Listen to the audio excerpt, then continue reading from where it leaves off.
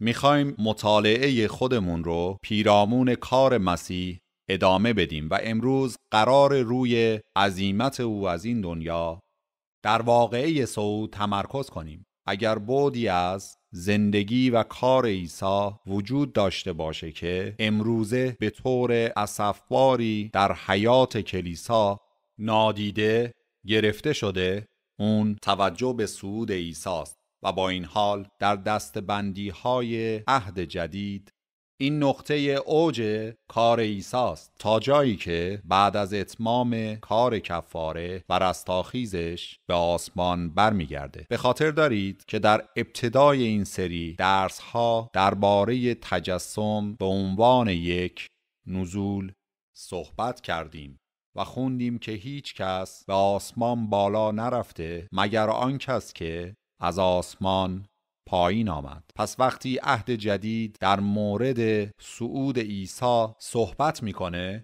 در مورد چیزی بسیار غنی‌تر از بالا رفتن صرف به جایی صحبت میکنه و این علت و مقصد بالا رفتن اونه که در درک ما از کار عیسی بسیار مهمه. و قبل از این که به اون بپردازم اجازه بدین توصیفی خلاصه در مورد صعود عیسی رو به قلم لوقا براتون بخونم. اون هم در آخر انجیلش و هم در فصل اول کتاب اعمال رسولان درباره صعود نوشته. بیایید اول به روایتی که در انجیل لوقا اومده نگاهی بندازیم. تو این روایت میخونیم پس ایشان را بیرون از شهر تا بیت عنیا برد و دستهای خود را بلند کرده ایشان را برکت داد.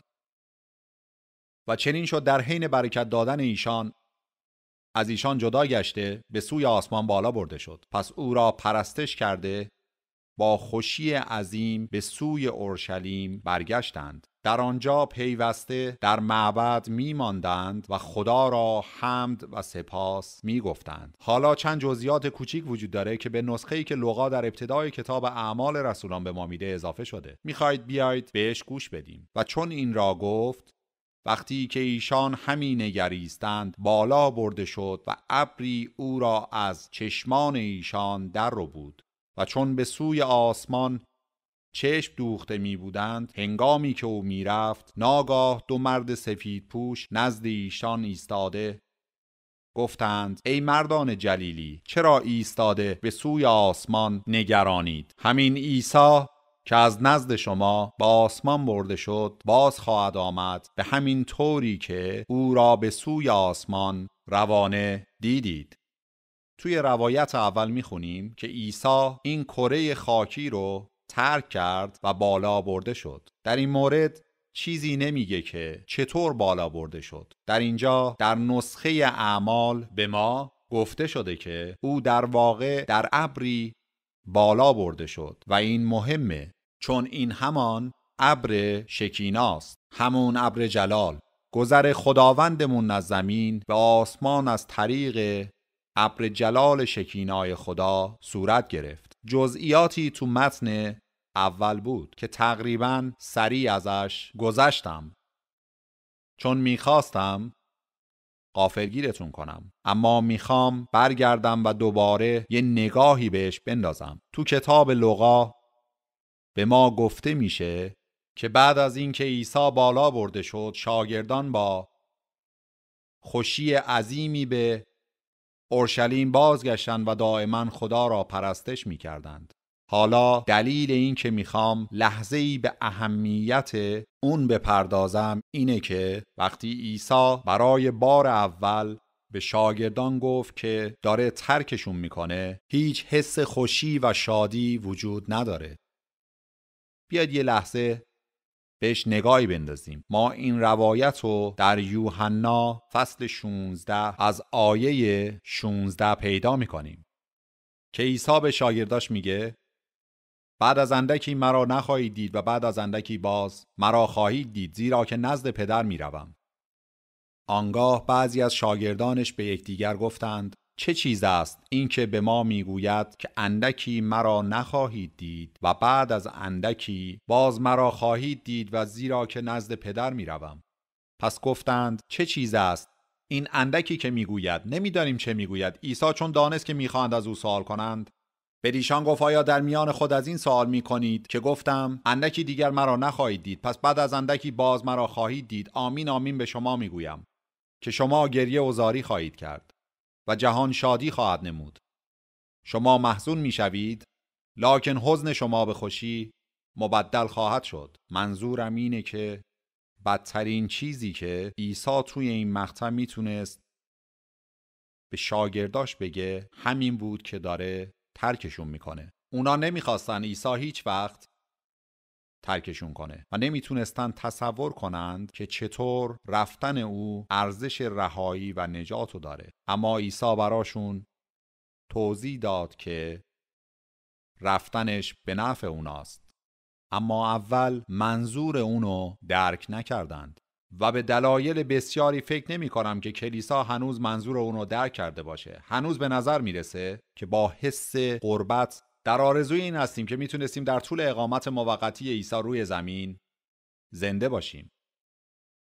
با این وجود باید درک کنیم که نبودن او بر زمین در حال حاضر برامون بهتر از بودنش در قرن اوله و فکر میکنم جایی بین توضیح عیسی برای شاگرداش که میگه رفتنش به نفع اوناست و عزیمت کردنش، واکنش اونا راجع به این مطلب از اندوه عمیق، ترس و ناامیدی کاملا عوض میشه و حالا با خوشی عظیم به اورشلیم باز میگردن. چرا؟ آیا از رفتن عیسی خوشحال بودن؟ البته که نه. اما درک کردن که چرا و به کجا رفته و البته این دلیل خوشی عظیم اوناست. حالا روی تخته 4 چیز نوشتم که در نتیجه صعود عیسی اتفاق افتاد. 4 چیز که این ایده رو که به نفع ما بود که او بره رو کامل میکنه. من اولی رو به سادگی جلال مینامم. اگر به یوحنا فصل 17 نگاه کنیم، در دعای کهانت اعظم که عیسی در حضور شاگردان در بالاخونه میکنه، دعا رو اینطور شروع میکنه: عیسی چون این را گفت چشمان خود را به طرف آسمان بلند کرده گفت ای پدر، ساعت رسیده است. پسر خود را جلال بده تا پسرت نیز تو را جلال دهد، همچنان که او را بر هر بشری قدرت داده ای تا هرچه بدو داده ای به آنها حیات جاودانی بخشد و حیات جاودانی این است که تو را خدای واحد حقیقی و عیسی مسیح را که فرستادی بشناسند. من بر روی زمین تو را جلال دادم و کاری را که به من سپردی تا بکنم به کمال رسانیدم. و الان تو ای پدر مرا نزد خود جلال ده، به همون جلالی که قبل از آفرینش جهان نزد تو داشتم. او با آمدنش به روی زمین در تجسم اون جلال رو ترک کرد و حالا عیسی در بالاخونه دعا میکنه: پدر، بگذار آن جلال را دوباره داشته باشم، بگذار از جلالی که از بنیاد عالم با تو داشتم دوباره برخوردار شوم. و وقتی عیسی در ابر شکینا این دنیا رو ترک میکنه، به قلمرو جلال برمیگرده. او جلالی رو دریافت میکنه که از ازل با پدر داشته و در طول تجسمش روی زمین کنار گذاشته بود. پس این اولین چیزیه که باید در مورد اهمیت صعود درک کنیم. این اتفاقی پرجلاله و اونایی که عیسی رو دوست دارند، شاگردان که او رو پرستش کردند، پس از ترک کردن او به معبد بازگشتند تا او رو بپرستن، چون درک کردند که عیسی داشت جلالشو پس می گرفت. تحقیر دیگه تمام شده بود و حالا سرافرازی افزون شده بود. اما صعود ابعاد مهم دیگه ای هم داره. بعد دیگه ای که در اینجا ذکر کردم پنتیکاسته. در طول مدتی که عیسی در بالاخونه با شاگرداش سخن می گفت، که در یوحنا برامون روایت شده، عیسی برای شاگرداش توضیح میده که میره تا آرامی دهنده یا پاراکلیت دیگه‌ای بفرسته. اغلب وقتی از اصطلاح پاراکلیت استفاده میکنیم فکر میکنیم که فقط داریم به روح القدس اشاره میکنیم. نه، روح القدس اون پاراکلیت نیست. روح القدس پاراکلیت دیگه‌ایه. پاراکلیت اول خود مسیحه، همونطور که به وجود او به عنوان تسلی دهنده اسرائیل پرداختیم. ترجمه های قدیمی انگلیسی از این اصطلاح در عهد جدید از روح القدس به عنوان اون تسلی دهنده صحبت میکنن و ما فکر میکنیم که هدف ورود روح القدس در حیات کلیسا تسلی دادن به کسانیه که در درد و رنج هستند و آنانی که نیاز به دلداری و تسلی دارند. خب اون این کار انجام میده، اما این معنای اصلی اصطلاح تسلی دهنده چنان که در انگلیسی قدیمی به کار میرفت نیست. ترجمه قدیمی انگلیسی از پاراکلیت کلمه کامفورتر بود و مطابق با مفهوم اصلی کامفورت با قوت معنی میده. پس بیش از این که معنی تسلی مد نظر باشه، قدرت و قوت رو میرسونه. پاراکلیت نامی بود که در دنیای باستان به وکیل خانوادگی داده میشد و اگر با مشکلی سخت روبرو بودید پاراکلیت رو فرا میخوندین. پاراکلیتوس به معنای کسیه که فرا خونده شده که در کنار شما بایسته و عیسی به شاگردانش میگه قرار شما رو به زندانها بفرستن و قرار مورد تنفر مردم قرار بگیرید، اما وقتی شما رو به شوراها تسلیم کردند نترسید، چون من تسلی دهنده پاراکلیت رو میفرستم که به شما قوت بده تا کنار شما بایسته تا در زمانهای بحران وفادار بمونید. به خاطر دارید که او وقتی میخواست شاگردان رو ترک کنه به اونا دستور میده و میگه به اورشلیم بروید و آنجا منتظر باشید. مدتی منتظر باشید، چون بعد از اینکه روح القدس بر شما بیاد قوت خواهید یافت. و دوباره عیسی به شاگردان میگه شما رو تنها نخواهم گذاشت، با شما خواهم بود. هرچند از یک نظر اینجا رو ترک میکنم، اما به شکل دیگه تا انقضای عالم با شما خواهم بود. آخرین سوالی که شاگردان قبل از صعود عیسی از او پرسیدند این بود: خداوندا، آیا در این وقت ملکوت را بر اسرائیل باز برقرار خواهی داشت؟ و عیسی چی جواب میده؟ او به نوعی این جواب میده: این به شما مربوط نمیشه که چه زمانی قرار پادشاهی اسرائیل رو احیا کنم، اما مسئولیت شما اینه که شاهدان من باشید پس از آن که روح القدس بر شما بیاید. پس یکی از مهمترین دلایل صعود عیسی به دست راست پدر این بود که پنتیکاست اتفاق بیفته تا پدر و پسر روح القدس رو بر کلیسا جاری کنند و هدف از جاری شدن روح القدس تقویت و نیرو بخشیدن به کلیسا بود تا مأموریت زمینی خودشو به انجام برسونه و کلیسا رو برای خدمت قوت ببخشه. دوباره میگم که شاهد مسیح بودن در دنیای فاسد مستلزم قدرتی فراتر از قدرت خودمونه و ما فرا خونده شدیم که شاهد پادشاهی خدا که نادیدنیه باشیم. جان کلوین گفت که مهمترین وظیفه کلیسا اینه که شاهد دیدنی پادشاهی نادیدنی خدا باشه و برای تحقق این پیام به روح القدس نیاز داریم. پس عیسی زمین رو ترک کرد تا روح القدس رو در روز پنتیکاست بفرسته و به کلیسا قوت بده که مأموریتش رو در تمامی اعصار به انجام برسونه. روح القدس حضور روحانی عیسی با ما پس از رفتن او از این جهان است. خب هنوز دو مفهوم مهم دیگه در مورد رفتن عیسی در صعودش وجود داره و یکی از اونا شاید از همه مشهودتر باشه. اینکه جایی که عیسی به هنگام صعودش به آسمان داشت میرفت فقط برای این نبود که به آرامی و استراحت خودش وارد بشه، بلکه او داشت به سوی تاجگذاری خودش میرفت. او داشت به مراسم اعطای پادشاهیش میرفت. او به سوی تخت سلطنت صعود میکرد. او داشت به دست راست خدا بالا برده میشد، جایی که تسلط و قدرت و اقتدار بر کل زمین به او داده شد. اون بره‌ای که ذبح شده بود حالا به عنوان شیر یهودا دیده بشه، کسی که بر تمامی زمین سلطنت خواهد کرد.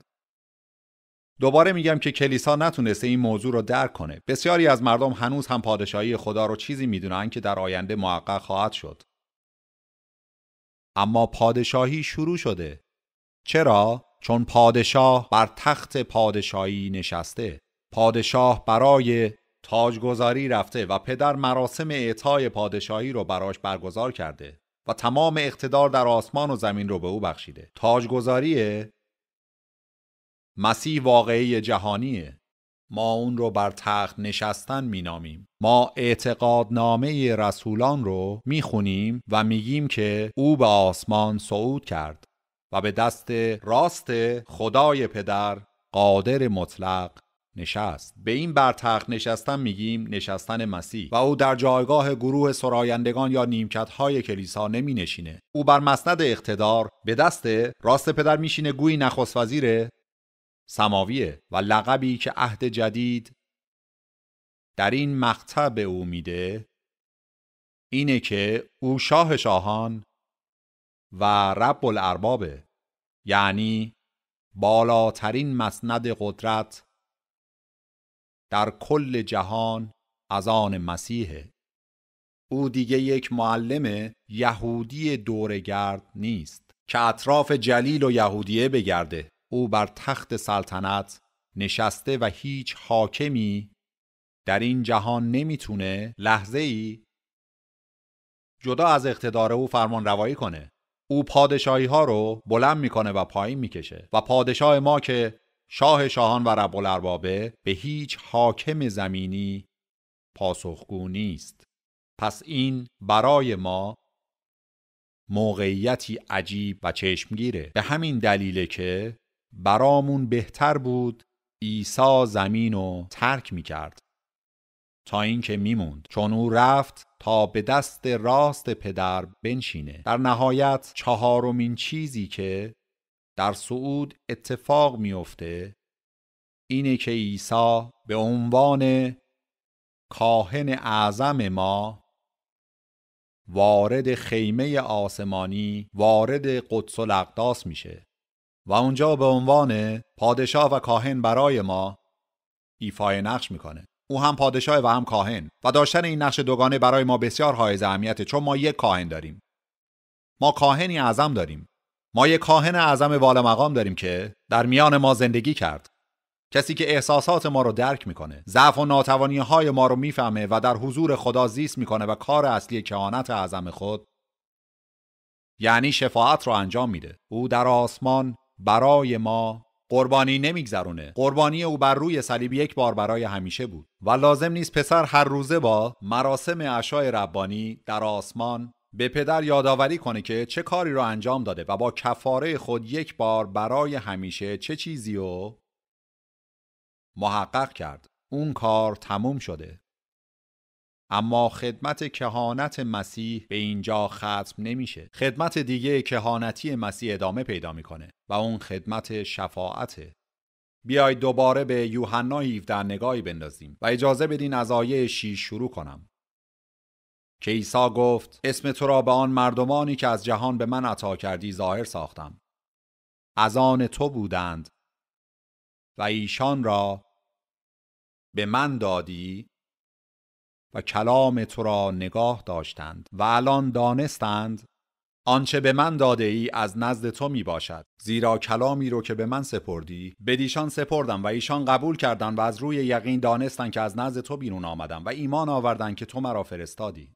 حالا به چیزی که میگه گوش کنید. من به جهت اینها سوال میکنم و برای جهان سوال نمیکنم، بلکه از برای کسانی که به من داده ای، زیرا که از آن تو می باشند و آنچه که از آن من است از آن توست و آنچه از آن توست از آن من است و در آنها جلال یافتم. و او داره از پدر میخواد که اونایی که به او داده رو حفظ کنه تا ثابت قدم بمونن. ما آموزه ای داریم به نام پایداری مقدسین. من این اسمو دوست ندارم، چون با این که مقدسین پایداری میکنن ولی دلیلش این نیست که قدرت پایداری کردن رو در خودشون دارن. اگر پایداری کردن در سلوک مسیحی به خودم سپرده میشد، لغزش میخوردم و میافتادم و فردا پادشاهی خدا رو ترک میکردم. اما کسی که حقیقتا پایداری میکنه خداست. او با فرزندانش پایداری میکنه و برای حفظ اونها کار میکنه. و یکی از روش‌های مهمی که خدا از طریق اون قوم خودشو حفظ میکنه شفاعت کهانتی عیسی است. اجازه بدین با یادآوری قسمتی از شب قبل از مرگ عیسی این بخش رو به پایان برسونم.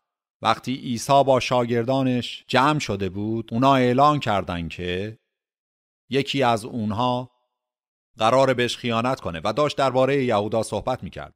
و وقتی اونا در بالاخونه جمع بودن میگفتند خداوندا من که آن کس نیستم که به تو خیانت خواهد کرد. عیسی در آخر به یهودا رو کرد و گفت آنچه میکنی به زودی بکن. و عیسی یهودا رو مرخص کرد که خیانتش رو به انجام برسونه. و میدونیم که عاقبت یهودا فاجعه آمیز بود. اما همون شب شاگرد دیگری بر سر همون سفره بود که عیسی دربارش گفت که 3 بار علنا اون رو انکار میکنه. حالا چی به پتروس گفت ای شمعون اینک شیطان خواست شما را چون گندم غربال کند، پس برو و کارت رو انجام بده. نه، لیکن من برای تو دعا کردم تا ایمانت تلف نشود و هنگامی که تو بازگشت کنی برادران خود را استوار نما. فرق بین یهودا و پتروس چی بود؟ عیسی برای یهودا دعا نکرد. او میگه هر کس را که به من داده ای حفظ نمودم که یکی از ایشان هلاک نشد، مگر پسر هلاکت که از ابتدا پسر هلاکت بود. اما پتروس کسی بود که پدر به عیسی داده بود و انکار او گناهی هولناک و شنیع بود. عیسی گفت انجامش میدی، اما من برات دعا کردم. پس اگر برگشتی، نه، نمیگه اگر برگشتی، بلکه میگه وقتی برگشتی برادران تو استوار کن. و امروز همین عیسی در آسمانه و برای من و شما شفاعت میکنه اگر حقیقتاً به او تعلق داریم. پس صعود درباره پیروزی پرجلال عیسی است، مثل یه علامت تعجب میمونه که جلوی خدمت زمینیش قرار داده شده.